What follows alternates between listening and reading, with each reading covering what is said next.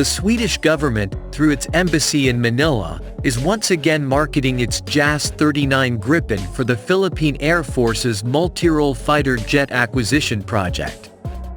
In context, the Swedish-made fighter jet is currently the frontrunner for the acquisition project, as it is cheaper compared to the brand-new F-16 Vipers offered by Lockheed Martin, despite having full support from the United States government.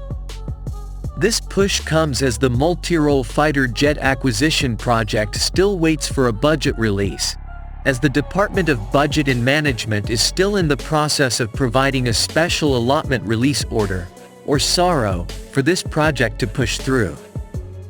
It comes alongside the Swedish ratification of the Memorandum of Understanding between the Philippines and Sweden in terms of defense materiel, which also took time. Other than that, these are the remaining obstacles that the multi-role fighter jet acquisition project had to overcome prior to being awarded by the Department of National Defense as a winning bidder. On modernizing the armed forces of the Philippines to more effectively protect the country's territorial integrity and interests in its EEZ, Exclusive Economic Zone, Secretary Teodoro emphasized that whatever defense acquisition the Philippines will pursue must be sustainable, interoperable, and supportable. Recognizing the Philippines' need for a modern PAF, Ambassador Thunborg highlighted Sweden's offer of its flagship multi-role fighter aircraft, the Saab JAS 39 Gripen. DND spokesperson Arsenio Andalong said in a statement Wednesday.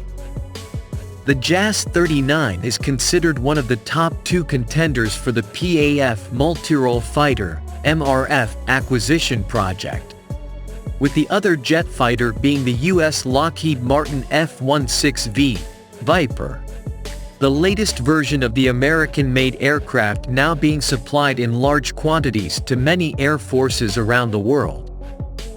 The JAS 39 is classified as the most reliable swing-role combat aircraft available in the world. The Swedish-made fighter requires minimal personnel and ground support equipment for dispersed operations and can operate from small, unprepared roads. It is also equipped with sophisticated radar, sensors, and weapons.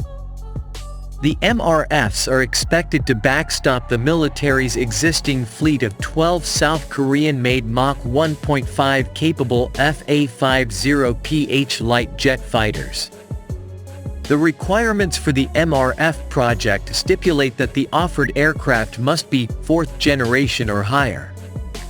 The project also requires 12 MRFs capable of patrolling the country's protected waters and airspace.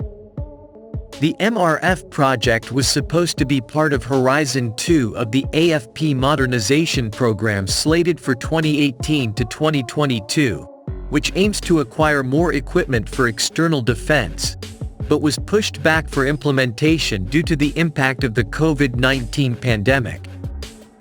Exchanging regional security situation updates, Ambassador Thunborg noted the developments in the South China Sea (SCS) and West Philippine Sea (WPS), and conveyed Sweden's support for the Philippines' position in upholding the rules-based international order, Andalong said.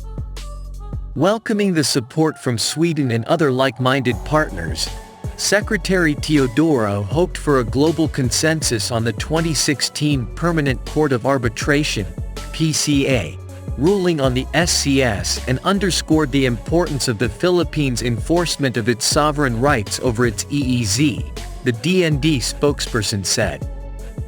He added that both sides looked forward to the ratification and implementation of the Memorandum of Understanding concerning cooperation in the acquisition of defense materiel, which was signed between the Philippines and Sweden on June 3 in Singapore.